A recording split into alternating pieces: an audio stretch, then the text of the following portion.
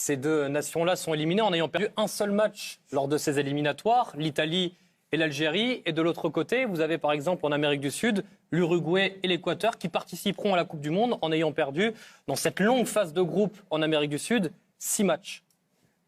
C'est vrai, il n'y a aucune uniformité d'une confédération à l'autre pour se qualifier à la Coupe du Monde.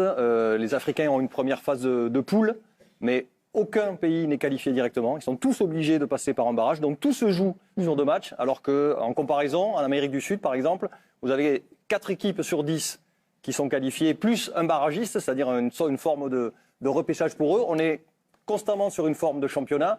Ce qui fait que les grands pays d'Amérique du Sud, l'Argentine, le Brésil, ils sont tout le temps qualifiés. Ils peuvent, même en perdant 2, 3, 4, 5 matchs, ils sont quasiment certains d'aller à la Coupe du Monde.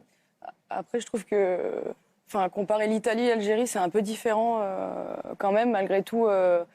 Le système de qualification en Europe. L'Italie avait l'occasion de se qualifier directement, ce qui n'est pas possible en Afrique. Exactement, donc c'est au niveau de la poule. Ils ont quand même fait des matchs nuls contre l'Irlande du Nord, contre la Suisse. Jorginho a eu 2 fois une balle de, surtout la deuxième fois une balle de qualif sur penalty. C'est pas que je trouve qu'ils méritent de ne pas être qualifiés, mais malgré tout, ils avaient l'occasion de se qualifier déjà directement. Après, c'est vrai que sur les barrages pour les places africaines, j'étais honnêtement très gênée. Parce que quand j'ai vu les équipes qui se rencontraient, je trouvais qu'il y avait une certaine forme d'injustice. Parce que déjà, le fait de ne pas pouvoir se qualifier directement me pose un problème.